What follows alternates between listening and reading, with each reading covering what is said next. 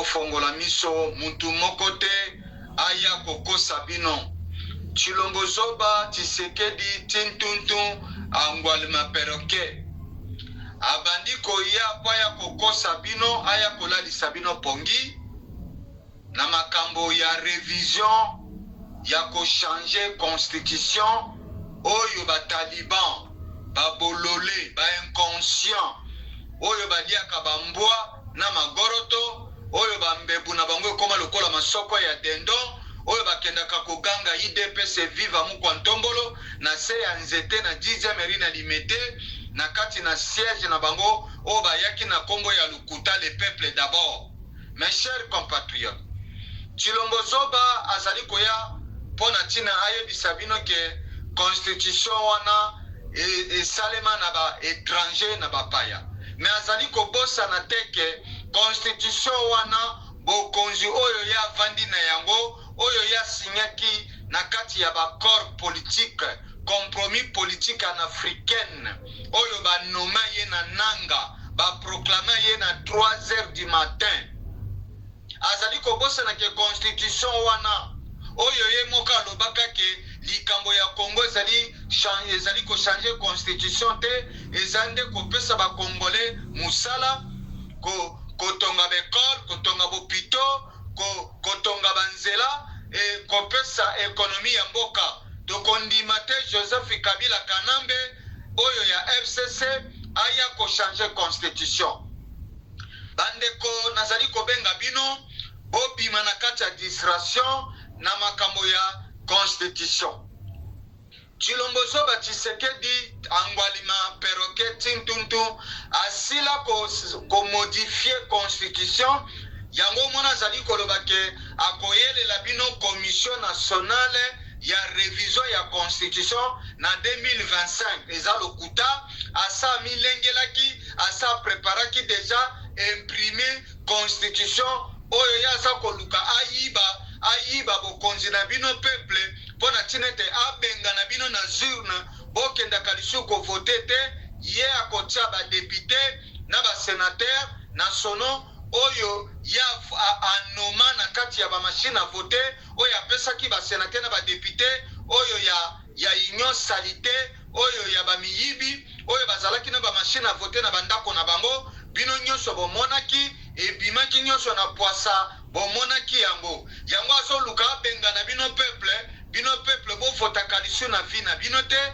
ya komisa manda ya présidence na ya muyibi atika la président à vie akomisa ça veut dire mandat ya présidence na 7 ans na 7 ans wana bino peuple na chaque élection ya banomemela kabino bino peuple bokokenaka kotia lokasa na bino na urne te pona tina bopona mokonzi oyo bino moko bolingi oya kopesa bino réponse na kati na sociale na kati na économie pe bapesa bino misala économie efungwama batonga bekole batonga banzela batonga bopito de démocratie alternative ya sika ebanda pona tina te bino pe peuple bo vivre lokola ba mindele na Europe na Amerika na Asiatika bisika inso yango amoni ke incompétence na ye le problème ya Congo ezali incompétence ya Tshilombo Zoba Tshisekedi Antoine oya uta na Angola oye moka loba na bino ke ba koko na ye na ba para na ye ba uta na Angola ba ya na Congo. Tshilombo Zoba azali 100% congolais te. Tshilombo Zoba azali mwana oyo ba adopta na Etienne Tshisekedi wa Mulumba mama na ye azali tuti. OK? Mama ya Tshisekedi Félix Antoine Tshilombo Tintuntu Angwalima mama na ye azali tuti azali mwana oyo ba adoptaki. Nani Etienne Tshisekedi na mama Martin ba adopta mwana wana bazwa ye na bakoko na bango loko bautaki na kuna na Angola ye moka loba na bino polele ezali kama na zako yako yebisa bino ya actualité ya sikate bozana ba information wana bande kona lobi boy Tshilombo Zoba 0%, Tintuntu Angwalima Perroquet 15%. Est complice dans la guerre de l'Est de la République démocratique du Congo. Je répète, Tshilombo Zoba Antoine Félix Tshisekedi Zoba est complice dans la guerre de l'Est de la République démocratique du Congo? La réponse est oui. Il a cédé Kivu. En plus, il a vendu 70% de nos terres agricoles aux agresseurs de Paul Kagame et Yoweri Museveni de l'Ouganda. Mes chers compatriotes, je ne suis pas venu pour vous donner la prophétie, pour vous parler en langue, mais je suis venu pour dénoncer, ok, la République démocratique du Congo, EAC, la communauté d'États d'Afrique de l'Est, Banilotiki na Batouti, M23 oyo bazali agresseur, na FDLR oyo bavandaki na Sud Kivu oyo baboma bototone na biso bakongolais.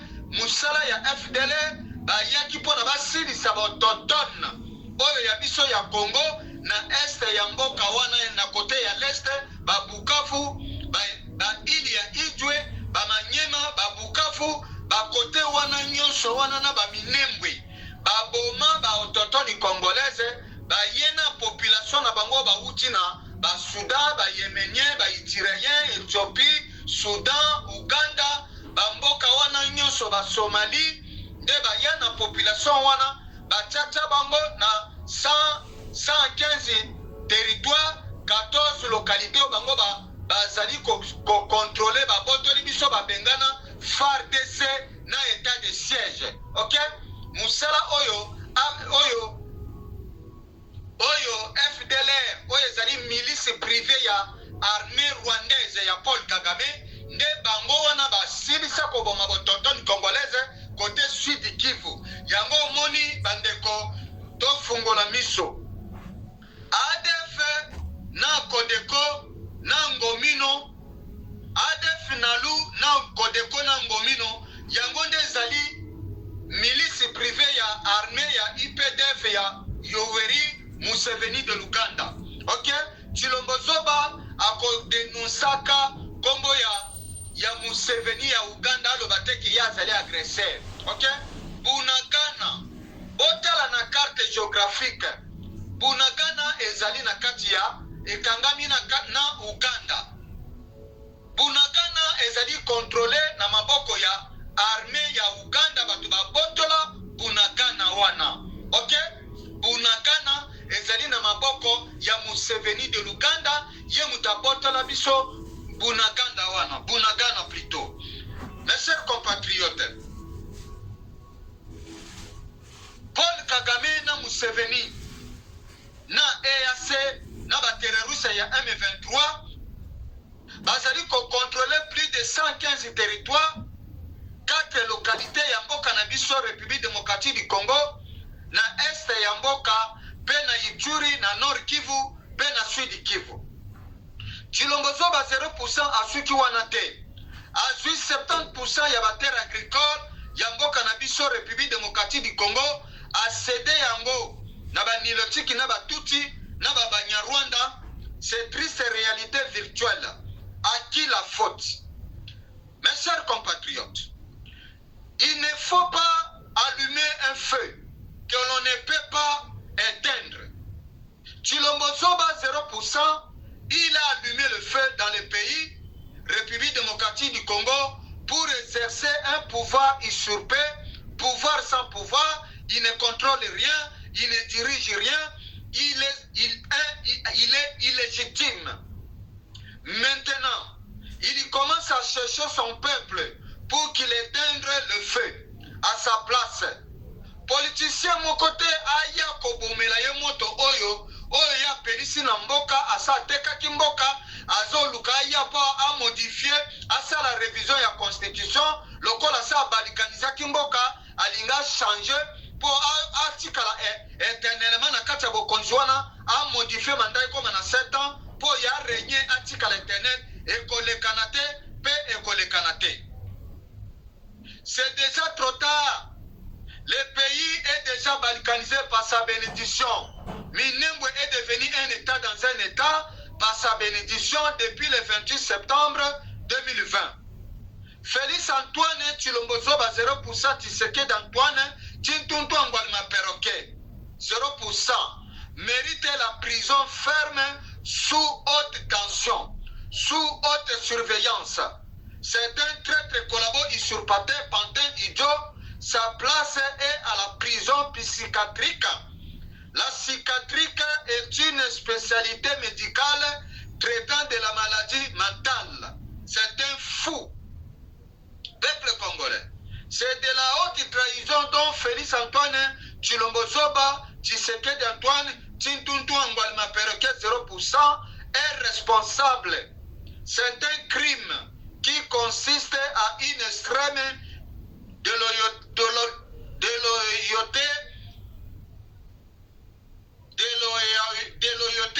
à l'égard de notre pays en tant que chef d'État responsable du gouvernement et des institutions du pays. Ce crime est souvent associé avec celui d'intelligence avec l'ennemi. C'est le cas qu'il s'est associé avec Paul Kagame du Rwanda et Museveni de l'Ouganda. Il s'agit souvent d'une infraction politique, prise de conscience. Mes chers compatriotes, République démocratique du Congo, les terroristes du M23, dans les secrets du sommet de Nairobi, en marge de la signature du traité d'adhésion de la République démocratique du Congo à EAC, Coucou Dendon, Félix Antoine Tshilombo Zoba 0%, Tintuntu Angwalima Perroquet, Paul Kagame, Yoweri Museveni, Uhuru Kenyatta se sont discrètement retrouvés. Félix Antoine Tshilombo Zoba 0%, Tintuntu Angwalima Perroquet, Coucou Dendon vient d'accomplir des missions d'un agenda caché de sanguinaires Paul Kagame du Rwanda et Museveni de l'Ouganda. Mission accomplie par les Tutsis et Nilotiques de l'Empire Ima, Tutsis du peuple des pays de l'Est. La balkanisation a changé les paysages. La balkanisation devient la communauté économique et monétaire de l'Afrique de l'Est. Nous ne sommes plus des Bantous. Mes chers compatriotes, réveillez-vous. Si nous étions unis, nous ne devions pas être aujourd'hui humiliés par Tonton Tilegelou, Félix Antoine Tshilombo Zoba, Tintuntu Angwalima Perroquet 0%, Coucou Dendon. Merci pour votre trahison. Rappel de l'histoire, prise de conscience, s'il vous plaît. Nyonso et Bandaki na date le 8 juin 2019. Yami Bali, date le 28 septembre 2020 à Minembwe, Nangonga ya 10h du matin. Bomonaki ambassadeur Yamboka Amerika na kombo ya Nzita Maikame na bao responsable ya ONU ya MONUSCO pe Daniel Safu oyo azali du cœur et du sang bazalaki bango nyonso na communauté de l'Afrique de l'Est oyo bazali ba occupant sanguinaire oyo babengi peuple nilotique, peuple Tutsi. Yami Sato, na date ya le 29 mars 2022, secrétaire général ya communauté nilotique na komo ya Peter Machuki atindaki mokanda epai ya Coucou Dendon Félix Antoine Tshilombo Zoba 0% Tintuntu Angwalima Perroquet pona atia mongoloko na ye pona kosilisa mosala ya kopesa banilotike na batutu oyo ya Afrika de l'Est kuna na Corne d'Afrique de l'Est bisika Maikame akoma coordonnateur kuna en ce moment na mboka na l'Est ya mboka na biso Congo na Afrika de l'Est mboka na biso Congo mosala ya kopesa banilotique Afrika de l'Est akami bango mabele na yango Jean-Michel Kenge Lukonde Sama oyo azali tuti actuel président ya Sénat oyo azali Rwandais oyo azali petit frère ya Edi Jules Ngarambe Muzira oyo azali président ya mutualité HB Lisoko na date ya le 16 septembre 2020 na grande hôtel du fleuve ya Kinshasa na Gombe Banyarwanda banilotiki batuti babandaki fete na bango mokolo bazwi Sud Kivu oyo boyokaki Minembwe oyo ezalaki la reconnaissance ya commune rurale ya Minembwe oyo koma un état dans un état. Mes chers amis, histoire ezali kolobela bino polele mboka ekei bandeko na ngai bozali kitiba. Nazali kobenga bino botanga na kati ya Biblia na Jérémie chapitre 4 verset 1 à 2 bokolela. Félix Antoine Tshilombo Zoba 0% Tintuntu Ngwalma Perroquet aye kokata peko officialiser balkanisation ya mboka na présence ya 6 présidents ya mpiri ima oyo baza banilotiki na batuti oyo bazali communauté économique et monétaire de l'Afrique de l'Est na date ya le 8 avril 2022 na Kenya na Nairobi na ngonga ya 10h du matin na capitale économique sociale ya banilotike na mboka Kenya. Voilà ba accord oyo mwana ya Etienne Tshisekedi wa Mulumba oyo na kombo ya Kuku Dendo Tshilombo Zoba Tintuntu le perroquet Tifweba awuti koteka mboka na biso. Balkanisation babongoli yango ekomi na kombo communauté économique et monétaire de l'Afrique de l'Est. Mike Hammer, ancien ambassadeur États-Unis na Kinshasa oyo akoma kuna na Corne d'Afrique asilisi mission oyo bapesaki ye mpona ko accompagner banilotike na batuti mpona bapesa bango ndambo ya mboka na biso Kongo. Na yango Mike Hammer azali kozonga na Amerika libela na azongaki na Amerika na mois de décembre na 2022 après asali kaka 3 mois après batindi ye na Corne d'Afrique en ce moment na 2024 azali kuna.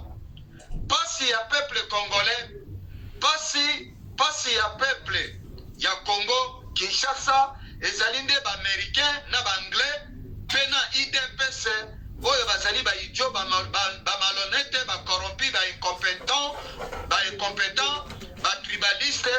Kuku Dendo Félix Antoine Tshilombo Tshisekedi, Ngwalma Perroquet 0%, moyibi ya Congo, ateki mboka likolo ya lokoso. Voilà la vérité yango wana. Paul Kagame na Museveni bakomisi famille Tshisekedi ba millionnaire. Félix Antoine Tshilombo Zoba Tintuntu Ngwalma Perroquet 0% a commis milliardaire avec 4 milliards de dollars américains dans 6 ans a commis milliardaire. Yena famille na ye biologique Tshisekedi. Bakor ya le mera bébis. Yango wana oyo treke kolabo usurpateur pantin idiot malhonnête corrompu incompétent tribaliste Kuku Dendo Félix Antoine Tshilombo Zoba 0% Ngwalma Perroquet ateki mboka yango wana. Article 217, article 5, article 4, article 51, article 3, article 10. Mes chers compatriotes, IDPS balingi babata man article 220 tokokanga bango ekolekana te. Article dangereux wana yango nde Kuku Dendo asinyaka po ateka mboka pona azwa pouvoir wana ya muyibi na présidence ya mboka. Bandeko na ngai, la vérité n'a pas de frontières comme votre curiosité na yaka awa pona kosakola. Bandeko nazali kobenga bino botelema. Un peuple prêt à sacrifier un peu de liberté pour un peu de sécurité ne mérite ni l'une ni l'autre et finit par perdre les deux. Dans notre pays, la République démocratique du Congo, nous avons un peuple perdu sans esprit patriotique, constructif et souffre d'un manque de conscience patriotique. C'est un peuple immoral et ignorant. Quand le gouvernement viole les droits du peuple, l'insurrection est pour le peuple le plus sacré et le plus indispensable des devoirs. Tout Congolais a le droit et le devoir sacré de défendre le pays et son intégrité territoriale face à une menace ou à une agression extérieure. Nous devons agir maintenant dans la rue immédiatement. L'exaction et réaction dans la rue, oui, motomopela. La rue c'est pour le peuple. On ne libère pas un peuple se libère seul. Un peuple peut être libre et victorieux s'il est solidaire. Un peuple qui n'agit pas est un peuple immoral, la patrie ou la mort. Je vous appelle dans l'esprit constructif, légitime et sacrificiel. La vérité n'a pas de frontières comme votre curiosité. Congo et Colonabiso totalement. Bandeko, bazone oyo ezali influence, oyo ba agresseur terroriste ya M23. Bazui 115 territoires, 4 localités. Oyo ba boteleli biso na miso ya FARDC, na miso ya ba gouverneur militaire ya état de siège. Après avoir éliminé les populations autochtones dans l'est de la République démocratique du Congo, les agresseurs occupants ont installé leur peuple touti et nilotique na kati ya bamboka oyo bango babotoli biso 115 territoires, 4 localités. Mwana ya mboka ya Congo, détachez-vous na ba politiciens comme histoire ya sika na nzela ya balabala démocratie to élection et ko libérer biso te na mboka oyo bazali ko coloniser biso oyo ba memeli biso injustice sociale oyo ba memeli biso injustice environnementale oyo ba memeli biso injustice écologique oyo ba memeli biso injustice démocratique et sengeli na biso solution pour nous libérer comme bonango la rue c'est pour le peuple. La résistance patriotique continue. La rue ou rien. La mort pour la patrie, oui. Un peuple qui ne reconnaît pas ses valeurs, ses droits et ses devoirs est un peuple maudit, un peuple perdu. La rue, c'est le seul moyen, la seule solution pour se sortir de cette situation catastrophique. Combien d'élections on a eu lieu dans ce pays? La République démocratique du Congo balkanisée économiquement et territorialement. Que devient nos terres agricoles, peuple congolais? Dites-moi, quelle solution a été trouvée? Zéro solution. Donc, je vous appelle dans l'esprit collectif et constructif à nous libérer de l'injustice économique, sociale, environnementale, écologique et historique qu'on nous a imposé depuis 30 ans. Mes chers compatriotes, peuple congolais, l'heure a sonné. Nous devons prendre conscience de l'enjeu qui se joue si la Constitution est changée. Non, non et non au changement de la Constitution. Nous devons restaurer notre pays, notre souveraineté nationale et légitime en tant que citoyens congolais. Nous devons tous être unis dans l'esprit du respect des consignes du sacrifice. Nous devons être dans l'esprit collectif pour que l'alternative économique et sociale soit productive et réelle. Un peuple qui a faim n'a plus d'espoir. Il doit avoir une conscience collective affirmée pour que le pays soit un pays libre et indépendant. Une vision collective et appropriée aux citoyens doit être recherchée pour que le gouvernement légitime choisi par le peuple puisse construire une conscience propre aux besoins de son peuple. La rue c'est pour le peuple et pour des citoyens non pour des citoyens inconditionnels. Nous devons nous libérer par nous-mêmes. Personne ne viendra nous libérer. On ne libère pas un peuple se libère seul. Personne n'a jamais libéré personne. Mes chers compatriotes, totalement, tolembi pasi, tomi libéré biso moko na nzela ya balabala, ndenge Pierre Mulele mona ya Mumbunda, mona ya Yujofa, yena basakata, batelema ki babengana ki baberge, le 4 janvier 1959. Histoire eza kolobela bino. Mes chers compatriotes, bolinga te, bokotelema. bandeko Chilombo Zoba tintuntu angwalima asila koteka Kivu apesa na banilotiki na batuti na Banyarwanda 70% ya terre agricole na biso ndenge moko pe Congo Brazzaville Sassou Nguesso akaba 20% ya terre agricole ya République populaire du Congo Brazzaville na batuti oyo ya Paul Kagame. Chilombo Zoba 0% tintuntu angwalima perroquet tifweba oyo azali ndoki oyo azali motema mabe oyo azali mwana musala ya Paul Kagame na Museveni oyo batie ye na pouvoir wana tala ndenge obomi mboka.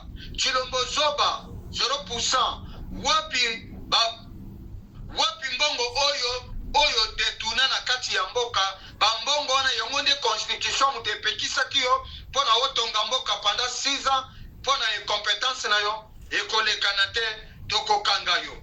Chilombo Zoba 0% obosani ke constitution wana yango nde ekomisa yo na kati ya mutu ya mboka na bakor ya compromis politique secret oyo oteka Kivu oyebi yango très bien na kati ya mutema na yo ozalinde zabulu ya ndoki mutema ya satana yambula soki te okokufa liwa ya émotion sosola. Peuple congolais, on ne cède pas à la facilité du constitution de la République démocratique du Congo. Même sous la constitution la plus libre, un peuple ignorant et esclave. Le combat de la résistance patriotique continue totalement. Les problèmes de la République démocratique du Congo, c'est les compétences de Chilombo Zoba 0%. Tintuntum angwalima perroquet. Changement de la constitution, Chilombo Zoba 0%. Asala oyo motema na ye elingi. Ayeba kaete suka na ye ekomi pene. Moto ya somme ezali deja na nzela. Chilombo Zoba azali ko réfléchir lokola mona ya machombe mutu na yese banyei na banyei ya binene.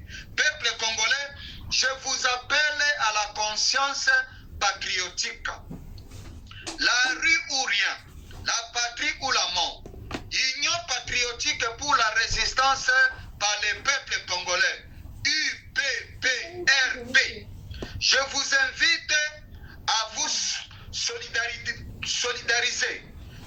Peuple congolais, je vous invite à vous solidariser massivement dans l'esprit collectif et sacrificiel.